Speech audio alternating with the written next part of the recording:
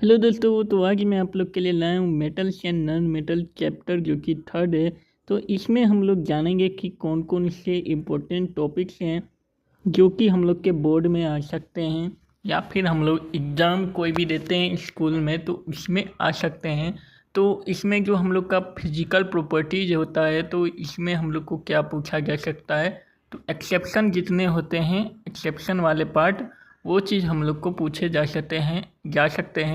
Exception वाले part जैसे कि कौन से मेटल जो होते हैं वो क्या होते हैं, बहुत ही ज़्यादा सॉफ्ट होते हैं जिसको हम लोग नाइफ से भी काट सकते हैं। तो वो कौन से हो जाते हैं, सोडियम हो जाते हैं।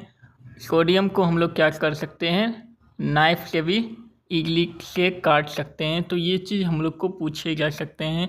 और इसमें एक और हो सकता है कि कौन सा ऐसा मेटल है जो कि रूम टेम्परेचर पे कैसा होता है। तो रूम टेम्परेचर पर हम लोग का लिक्विड होता है, तो ये चीज़ क्या होता है, मरकरी होता है। तो ये चीज़ हम लोग को पूछे जा सकते हैं। और इसमें जब हम लोग और आगे बढ़ेंगे तो हम लोग को ये भी पूछे जा सकते हैं कि केरोसिन में डुबा करके किनको रखा जाता है। तो केरोसिन में डुबा करके हम लोग को कौन कौन से रखे जाते हैं, लिथियम को रखे जाते हैं, लिथियम को रखे जाते हैं और बहुत सारे होते हैं। जैसे कि यहाँ पे देख लीजिए, ये चीज़ भी पूछे जा सकते हैं कि मैन्युएबल मेटल्स कौन से होते हैं। तो सिल्वर और गोल्ड होते हैं। तो ये चीज़ हम लोग को एग्जाम्पल के रूप में भी पूछे जा सकते हैं।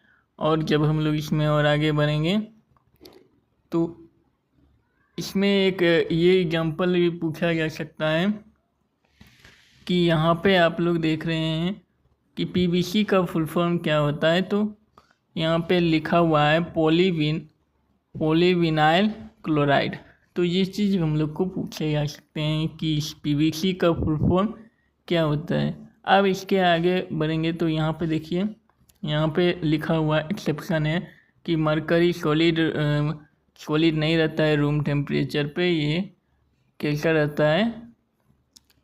और यहाँ पे देखिए गैलियम और कैल्शियम जो होते हैं वो वेरी लो मेल्टिंग पॉइंट होते हैं। तो ये चीज़ हम लोग को पूछे जा सकते हैं। और डायमंड क्या होता है, तो वेरी हार्ड नॉन मेटल होता है जो कि मेटल से भी ज़्यादा हार्ड होता है। तो ये एक एक्सेप्शन हो गया, तो ये हम लोग को पूछे जा सकते हैं। और यहाँ पे देख लीजिए ग्रेफाइट जो होते हैं वो कंडक्टर ऑफ इलेक्ट्रिसिटी होते हैं। और इसमें जब हम लोग आगे बढ़ेंगे तो यहाँ पे देखिए लिथियम, सोडियम, पोटासियम हो गया, उसको क्या कर सकते हैं, बहुत ही ज़्यादा सॉफ्ट होते हैं। तो उनको हम लोग क्या कर सकते हैं, एक नाइफ से ईजिली काट सकते हैं और इसकी लो डेंसिटी और लो मेल्टिंग पॉइंट होते हैं। तो ये चीज़ हम लोग को पूछे जा सकते हैं कि आप लोग ऐसे एक्सेप्शन करके एग्जाम्पल में आ सकता है। अब जब हम लोग इसमें और आगे बढ़ेंगे तो यहाँ पे देखिए आप लोग को क्या पूछ रहा है कि इनमें से कौन से होते हैं जो मेटल एयर में बर्न हो जाते हैं। तो ऊपर वाले रिएक्टिविटी के सीरीज में जो भी होते हैं वो क्या हो सकते हैं, वो हाईली रिएक्टिव होते हैं, इसीलिए उनको एयर के कांटेक्ट में नहीं रहे तो उनको क्या किया जाता है, केरोसिन में डुबा करके रखा जाता है। तो यहाँ पे देखिए, यहाँ पे क्या कर रहा है कि कॉपर को जब हम लोग हीट करते हैं एयर में या फिर कंबाइन करते हैं तो ब्लैक ऑक्साइड बनाता है। तो यहाँ पे CuO जो हो गया, इसे हम लोग ब्लैक ऑक्साइड कह सकते हैं। और जब हम लोग इसमें और आगे बढ़ेंगे तो यहाँ पे क्या पूछ रहा है, यहाँ पे देखिए एक रिएक्शन दिया हुआ है सोडियम एल्यूमिनेट करके। तो ये चीज़ हम लोग को, ये वाला रिएक्शन सोडियम एल्यूमिनेट वाला, ये वाला एक इम्पोर्टेंट रिएक्शन है, इससे हम लोग का क्वेश्चन बन सकता है। और एम्फोटेरिक ऑक्साइड क्या होते हैं, तो ये हम लोग को पूछे जा सकते हैं।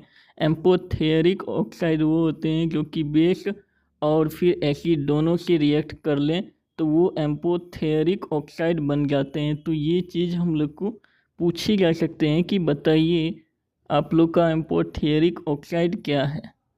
अब यहाँ पे देखिए क्या लिखा हुआ है कि पोटासियम ऑक्साइड वाटर में डिजॉल्व होकर के अल्कलीज बनाता है।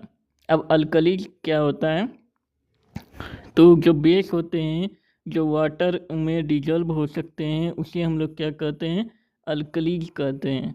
और फिर जब हम लोग इसमें आगे बढ़ेंगे तो यहाँ पे देखिए एनोडाइजिंग लिखा हुआ है। एनोडाइजिंग क्या होता है? तो थिक लेयर ऑफ एल्यूमिनियम, यानी कि एल्यूमिनियम का थिक लेयर जो डेवलप हो जाता है उसे हम लोग क्या कहते हैं? एनोडाइजिंग कहते हैं। तो ये चीज़ पूछा जा सकता है कि बताइए एनोडाइजिंग क्या होता है। अब यहाँ पे देखिए जब हम लोग आगे बढ़ेंगे इसमें, तो यहाँ पे देखिए एक आप लोग को दिख रहा होगा कि यहाँ पे पोटासियम और सोडियम जो वेरी रिएक्टिव होते हैं वो क्या करते हैं? कोल्ड वाटर से भी रिएक्ट कर जाते हैं और एक्सोथर्मिक इन केसेज होते हैं। तो ये एक्सोथर्मिक होते हैं बहुत ही ज़्यादा। अब यहाँ पे कैल्शियम क्या करता है? फ्लोट करना शुरू कर देता है हाइड्रोजन पे, हाइड्रोजन गैस के because hydrogen gas bubble form, यानी कि हाइड्रोजन गैस का बबल फॉर्म हो जाता है, इसलिए कैल्शियम क्या करता है? फ्लोट करने लगता है आप लोग के सरफेस पे आकर के। तो ये वाला एक इम्पोर्टेंट हो गया।